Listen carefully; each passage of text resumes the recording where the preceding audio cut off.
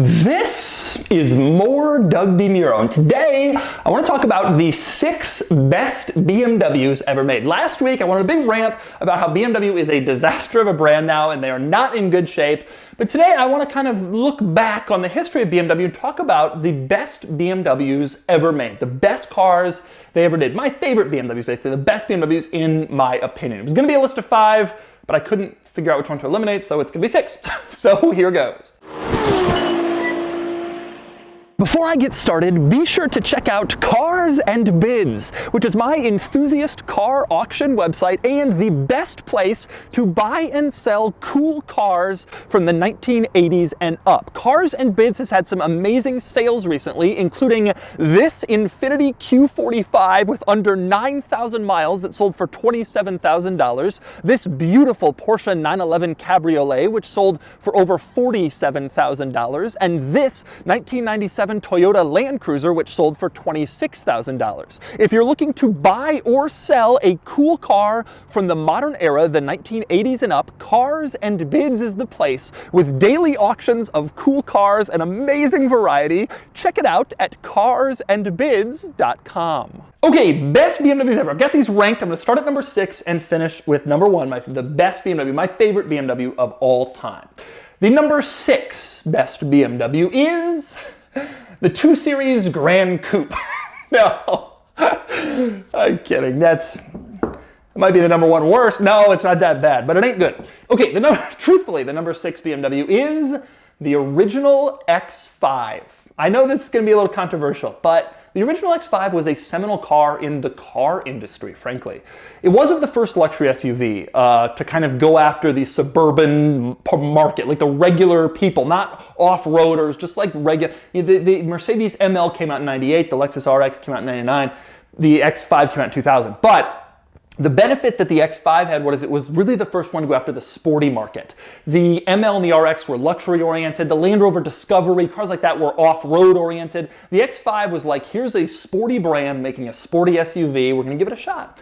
And it really paved the way for a lot of these other sporty SUVs to come out. And now they're everywhere. Every brand has like a sport emphasis in their luxury SUV. And that original X5 was pretty seminal. It also looked great. When you look back on it now, it just has a very clean, simple design, like a lot of BMWs from this era. And they did the really cool 4.6 IS sporty model, which was like one of the first true performance SUVs. And they offer it with a manual transmission, which was cool. And it was really the beginning of something special. Whether or not you agree with crossovers and SUVs, and whether or not you like them as a car enthusiast, the X5 was really one of the beginnings of this world. It really had a big impact, so it belongs on this list. Next up, number 5, best BMW of all time, E36 M3.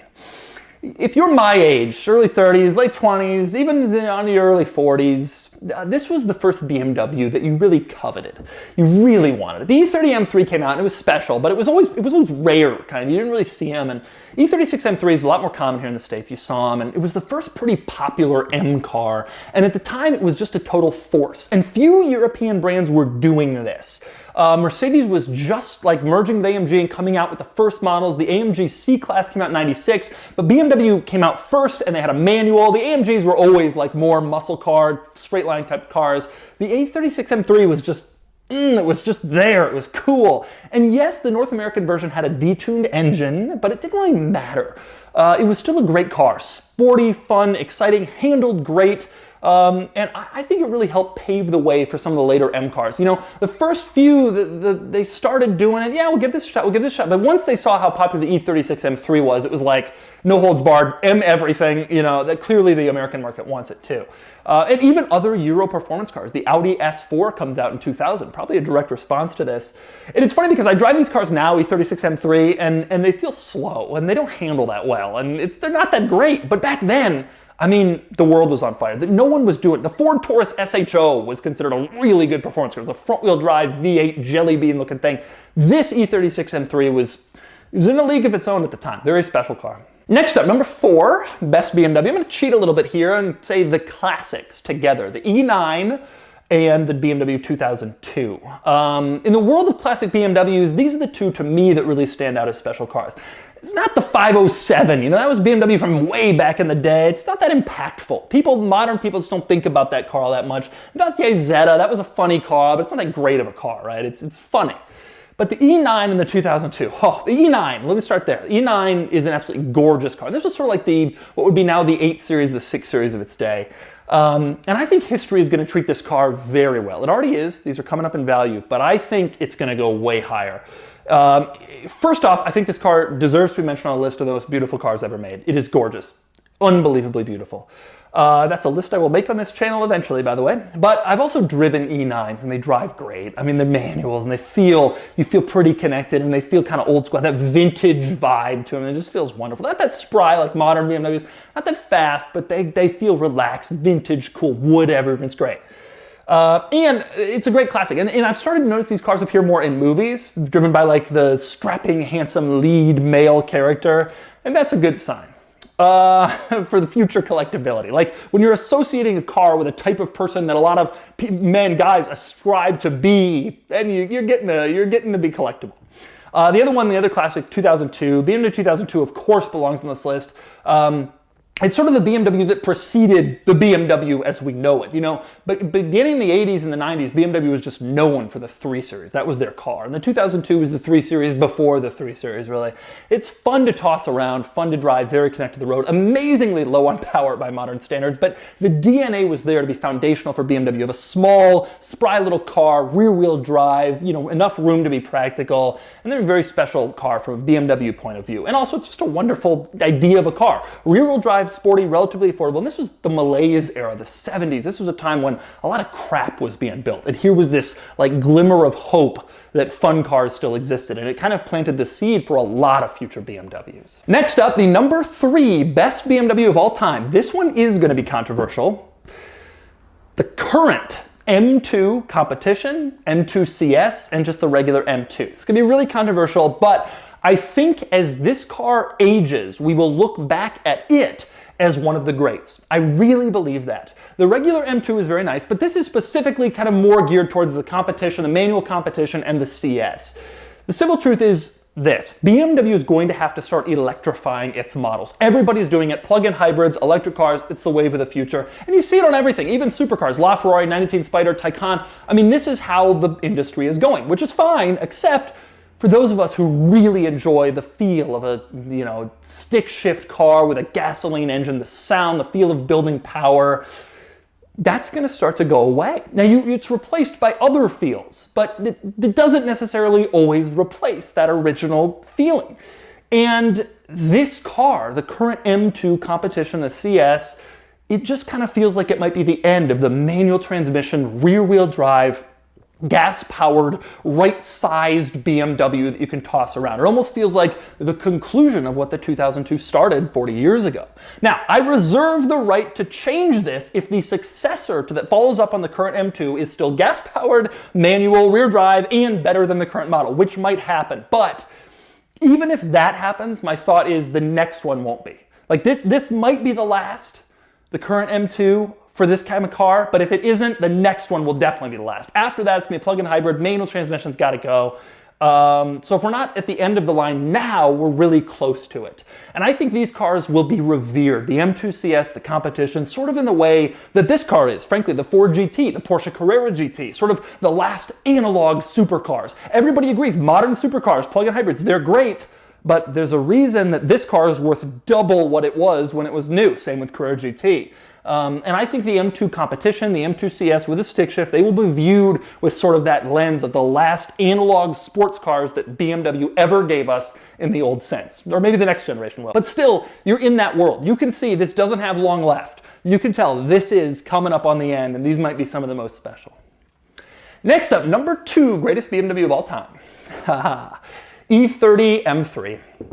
E30 M3. I mean, it's an icon. It is one of my all-time favorite cars ever. It's on my list if I had $1 zillion of the 25 cars I would own. You know, that would be it, just this, and that's one of them. I've driven a few of them. It's funny, actually. I've driven a few E30 M3s over the years, and you know, you watch the values go up in between times when you drive them. And I drove one like 6 years ago and they were like 40 grand. And I was like, is this thing really worth 40? And then I drove it and I was like, yeah, actually, I think it is. Well, now, you know, a few years go by, they're selling for 60, 70. And I'm like, is this thing really worth 60 grand? And then a couple weeks ago, months ago, I drove one for a video and I'm like, yeah, actually, yeah, it is. The thing is, the driving experience E30 M3 offers is just very hard to come by. It is so honest. It's just so brutally honest. The car is just tossable. You throw it around, it goes where you want, that's the end of it. There's no electronic BS with the steering. You're shifting the gears, you feel everything. The windows are massive, you see everything. The car is just an honest driving experience. And in today's world of electronics and automatics and hybrids, it's hard to find that these days. Now, I understand these cars aren't very fast, but they're such wonderful, like, complete cars. Like, just balanced. They're just fun to toss around. They're so analog.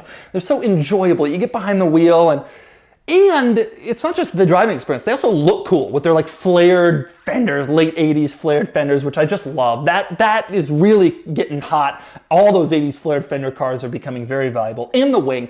And they're also rare and special. Like E36 M3s are quite a bit more common compared to the E30s, so you don't see them very frequently. So you have like all three of the boxes checked. It's rare and special, it drives great, and it looks really cool. And this might be the most important part, it was also an important car for BMW because it was really the first real strong M effort here in the States.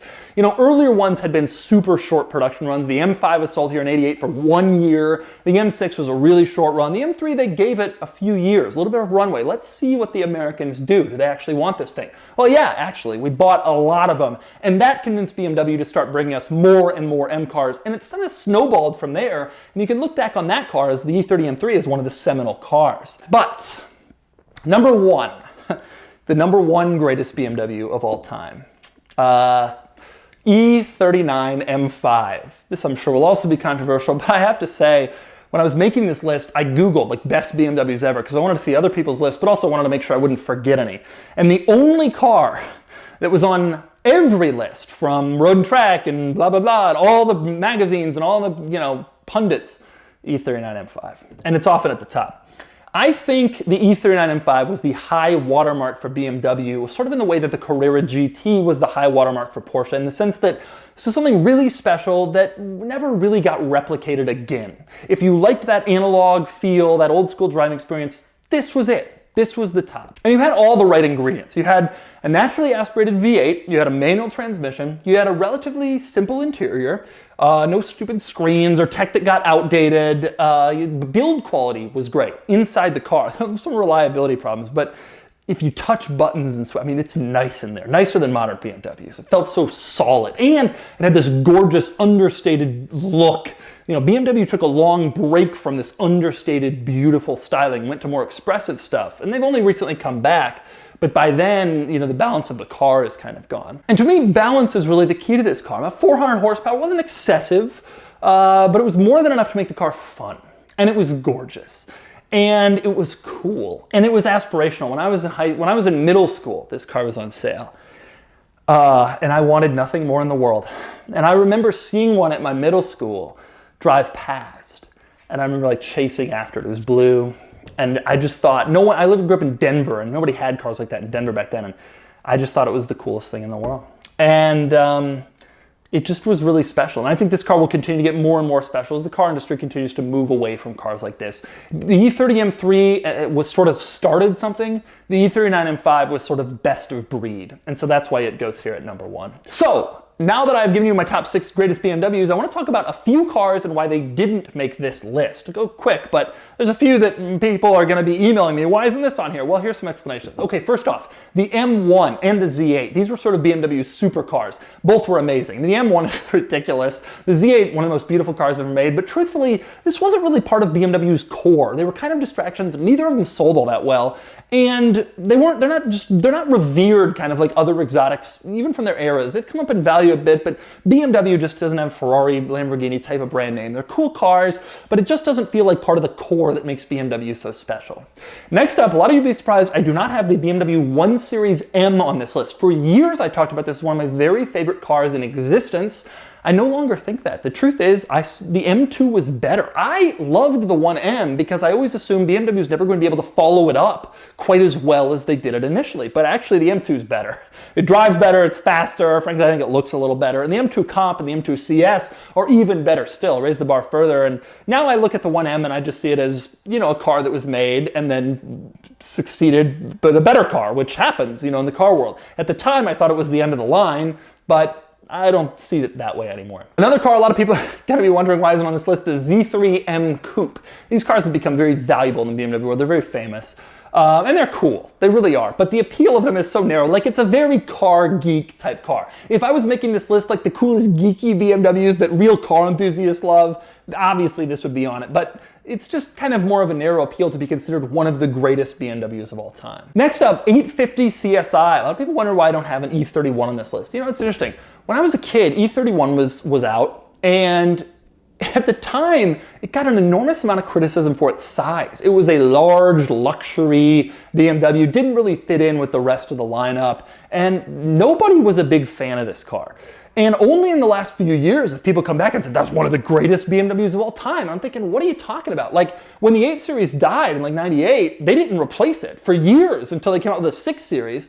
They didn't think it was a line worth continuing. And so here we have all these fans now, these cars are selling for a lot of money, and I'm surprised to see that. I don't see the 850 CSI as a hugely important car for BMW. And frankly, I see a lot of the base versions of the 8 Series as kind of just used cars. A lot of them don't bring a lot of money, automatics, people put big wheels on them, they're not that special. The 850 CSI is a cool car, and as cars have gotten larger and less analog, it has gotten cooler. But at the time, it wasn't really all that special, and I think now it's special, it's rare, and BMWs in general are getting more valuable, but I don't consider it one of the all-time greats. Next, a lot of people are going to be asking, why isn't the E60 M5 and the E90 M3 on your list? The V10 M5 and the V8 M3, that was the coolest M5 and M3 that were ever made. That is true, it was the coolest. But they're just disasters. They're terrible cars. BMW let their customers do their test driving, as they often have done with some of their new engines. The cars just had a ton of problems. And I mean, the E39 M5 had its issues too. It's some of the other cars on this list, but not like those. I mean, many ways your engine can explode. How do you build a car like that? They're great cars when they're working, and there are people who have entire businesses devoted to making them reliable, but some of us think that BMW should have just made it reliable from the beginning. I think if the V10 M5 was a reliable car, that might be the M5 that everybody looks at as the best. Last car I want to talk about why it's not on this list, but no one's going to bring it up, the F10 M5. It's interesting. I love the F10 M5. I didn't love it when it came out. It was big. It wasn't a V10 anymore. It didn't seem so cool. Over the years, it's kind of started to sneak up on me. And now that I see him selling like in the 30s, I'm like, wait a second, this is a really cool car. It's like 550 horsepower, maybe even more. It was the last manual transmission M5, it was rear wheel drive. These are cool cars, and I think they're bargains for what they are. And I think that over the years, the F10 M5's legend is going to grow and grow, and people are gonna get more and more into that car, mark my words. But not one of the greatest BMWs of all time. But I think worthy of mentioning here on this second list is sort of honorable mention. But anyway, there you go, the 6 greatest BMWs of all time. Proof that BMW has not always built questionable vehicles and crossovers. Not that I fault them for that, they had to go chase the money. But BMW now is kind of in dire straits, as I mentioned in last week's video. Very different brand than it once was, but here was some of the great cars they ever made. And there was a time when they made some great cars.